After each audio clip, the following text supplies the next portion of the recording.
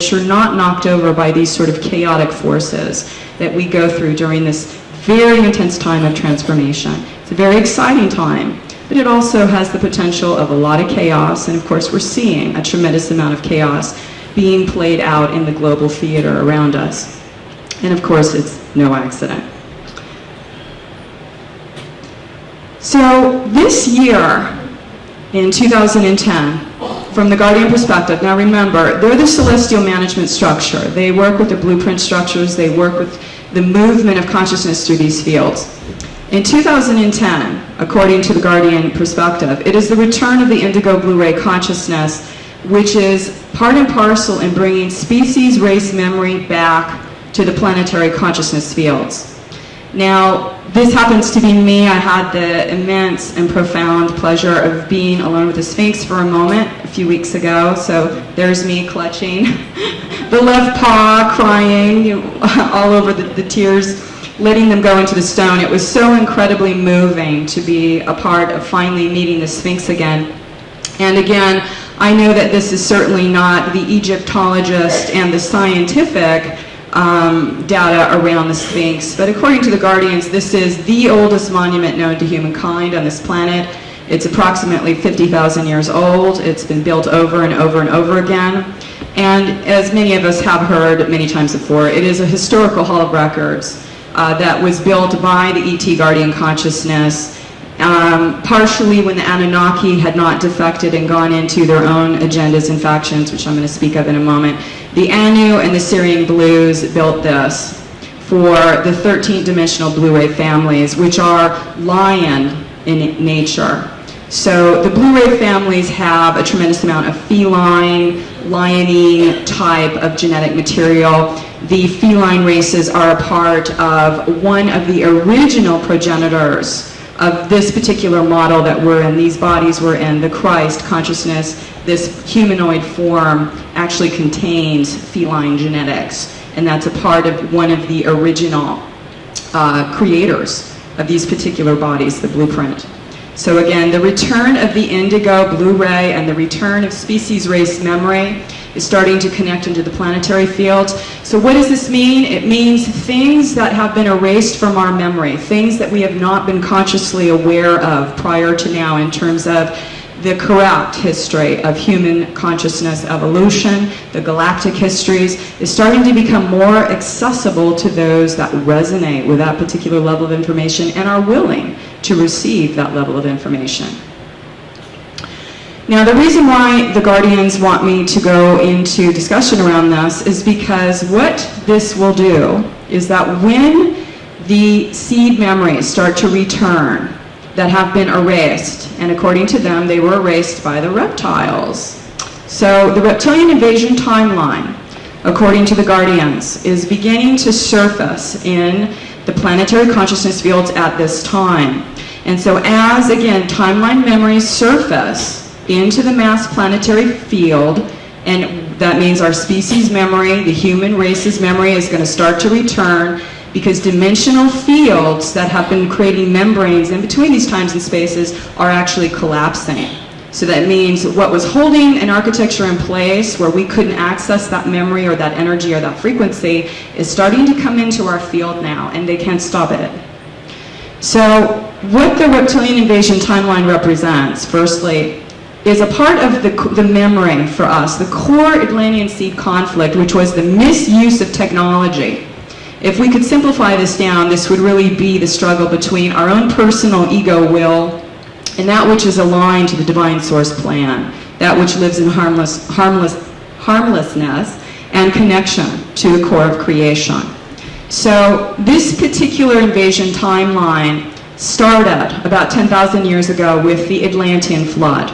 So even though this, for a lot of us, sounds like mythology or archetypal identity, we're not clear, according to the Guardians, this is a very real part of human history.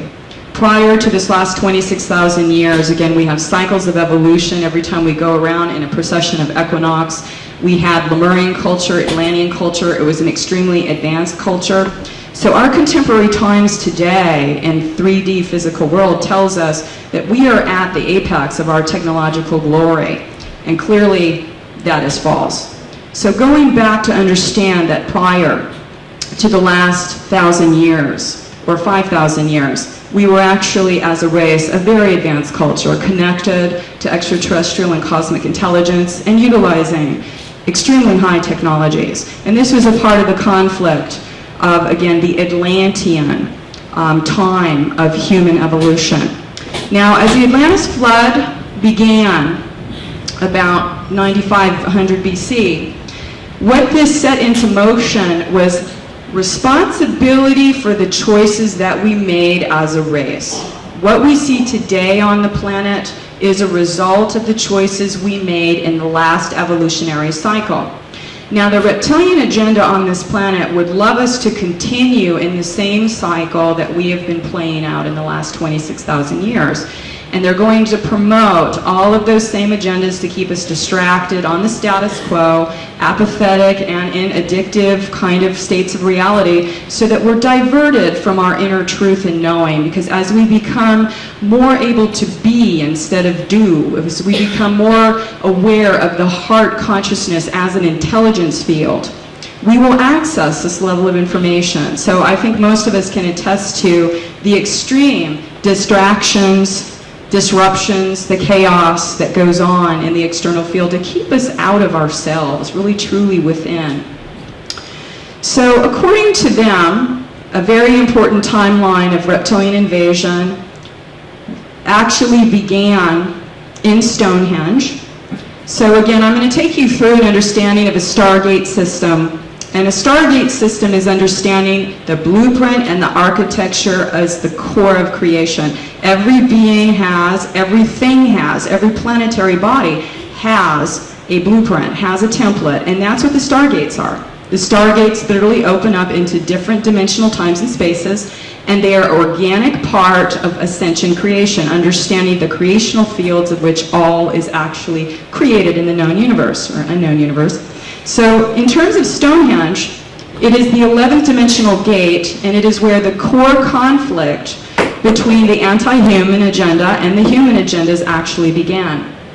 Now, interestingly enough, again, with no offense intended, and again, understanding this is not about creating enemy patterning either. This is about creating informed awareness. These beings believe they have every right to be here. They feel they have every right to enslave the rest of us because we can't govern ourselves. And these are truly the levels of understanding, the identities of which these beings believe them to be. They too have forgotten they're a part of the God consciousness. So this is a phenomena that transcends the human race. This is undergoing at the reptilian level, at the intruder race level. And again, an understanding too, there's nothing to fear. Once you understand that you are an eternal being, you're a sovereign being, connect to your God source, there is nothing that can get in the way of that source when you understand how to command it and claim it as your own, and live it and be it. And this takes eradicating fear and self-doubt, knowing, cellular knowing. You are part and parcel of God, period. No one can take this away from you, even though they will do a lot of smoke and mirrors to kind of get you confused and off course. So 5,500 years ago, this is the timeline that's coming into the species race memory fields at this time. This is why they want me to talk about it, because what happens is you'll start to see in the collective consciousness, in the governments, in the world stage, the actual dramas that play out are going to be mirroring the same dramas we were playing out 10,000 years ago, 5,000 years ago. Again, these are patterns that are archetypal, that repeat over and over and over again until we get it, until we understand we have a choice, that we can transcend these patterns. So 5,500 years ago, when the reptilian invasion happened, according to them, it was a fifth dimensional invasion. This means from the fifth dimension, reptilian energies created a particular wormhole and they invaded our planet. And when they did this, they scrambled our cellular alphabet. Now what this meant is that it unplugged our DNA and it unplugged the core source energy that was in the center of our planet. So our planet, of course, is a living, breathing, conscious entity. The core of our planet, the iron core, has a black hole within it that breathes the source within it. the fields of the various grids that actually became distorted from this invasion disconnected that particular source energy from our planet. So what happened is, instead of being connected to the source in an eternal perpetual supply that would exchange with our planet's field, that frequency, that energy of our planet and of our consciousness was siphoned off for reptilian use. This happened, again, according to the Guardians, 5,500 years ago. Now, additionally, there's like understanding there is subsequent events that create an event horizon. Now, what's happening on the planet right now is we are standing at what's known a trigger event that will change the probable direction and timelines of this planet, which is happening this July. Now, what we're seeing in the Gulf with the BP oil spill is something the Guardians refer to as a trigger event. Now, what a trigger event is very similar to 9/11. It's something that lays a line in the sand that is an event that if we feed it energy, if we feed it negativity, it will move to the next trigger event that will then engage us into a probable timeline or a probable event horizon. Now, of course, this is not the most beneficial and highest expression of humanity's destiny. And so that each one of us, in only knowing that within us the change begins, as we hold the inner sustainability to our own God consciousness, as we refuse to be mind-controlled and to promote fear or negativity or chaos into our environment, we become the change. We become a field harmonizer. We are able to override cataclysms. We are able to override timelines.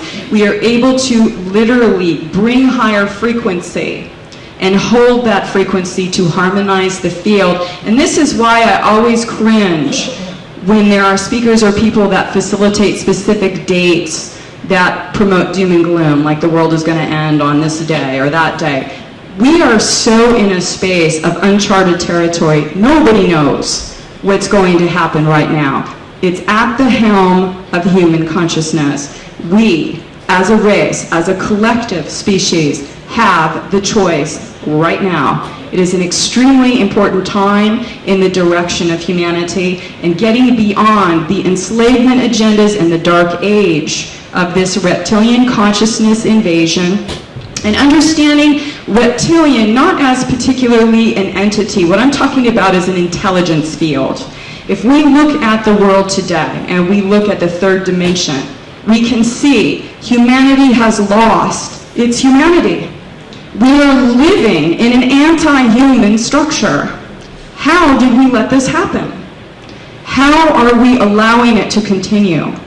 It is not a human agenda. It is an alien agenda. So no matter who the entity is, it's not about, again, pointing fingers or creating enemy patterning. It's understanding that this consciousness as well needs to be rehabilitated.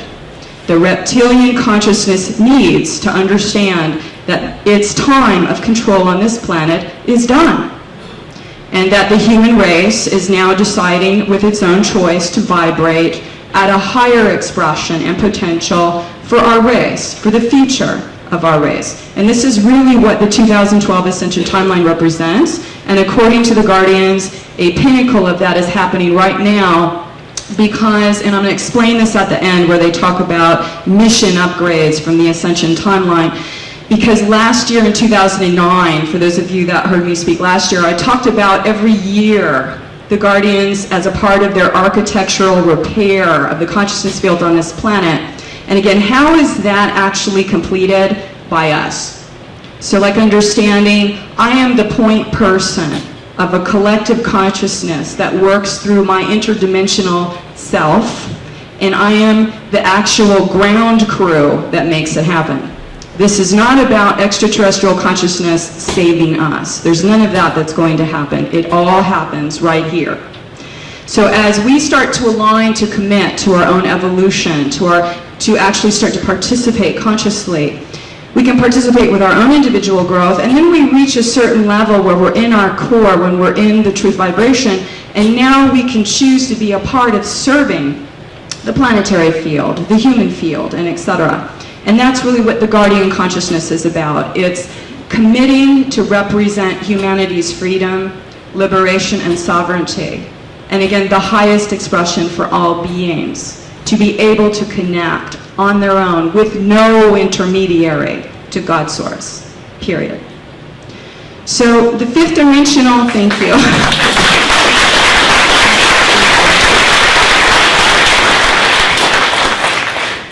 So the fifth dimensional invasion that sort of sealed the deal happened 5,000 years ago. The timing of this is rather interesting because, again, I think we do have in our scientific record the most ancient language we have is Sumerian. Again, the Guardians say that is an Anunnaki-based type of language, cuneiform they call it. So 5,000 years ago, again, I think that's the last record we have, which seems to be rather interesting that according to them, that's when we were invaded. So we have no memory prior to the 5,000 years when the reptilians decided that they were going to take this planet on for their own personal agendas and for their own personal pleasure. So the fifth dimensional wormhole invasion came from, again, was actually orchestrated from beings at the 11th dimension, and it infiltrated Saqqara, Egypt, in the Pharaoh Zoser lineage. So hence, just off the heels of my Egypt trip, I think you can understand why I was there, collecting some data, looking at fields that are starting to be reclaimed into the area, because again, one of my roles in those that work with the energetic synthesis community is we read the energy signatures. Because what the reptilians have done is they've unplugged it, they've defaced it, they've tried to hide it. You cannot hide consciousness. This planet is a cellular memory record of every possible thing that has ever happened in the history of human consciousness. So literally what's happening now is we're starting to repiece these fields together and we're starting to read the energy signatures. The energy doesn't lie. The facade is the illusion, but the energy, the blueprint, will tell you what is projected from that form. So again, going to Egypt was about reading the timelines. The timeline, again, of the reptilian invasion, the fifth dimensional wormhole of 5,000 years ago was when it sealed the deal. And this also, what that meant is that was a trigger event. Because that event happened, it then created subsequent events that resulted in what we see on our planet today. These were choices that we made as a species from our own lack of understanding what was going on. And again, these events changed humanity's probable reality into another event horizon for 2012. So again, this is why when you hear many people talking about, like Nostradamus, had predictions about, cataclysms and things like this, be very careful with this. This is a reptilian, negative alien agenda. The Bible and the religious texts placed on this planet are a negative alien placement. I was so thrilled to hear, thank you. I was so thrilled to hear Mihal talk about Jehovah. Yes! He so segued this for me. Thank you, thank you. Yes, there were beings that are basically became in the supreme arrogance of their own worship and goddom, and basically created structures for us based on salvationistic type of thinking, based on redemption thinking, again, that we're lowly little worms that have to work our way out of sin. Of course, this is completely false. And this is a negative alien agenda. This is something, of course, the Guardians are very emphatic about and very passionate about, because this has set back human evolution, according to them, a couple thousands of years, a couple hundred years at least. Again, the teachings that are a part of human history, that are a part of what belongs to the human race, have been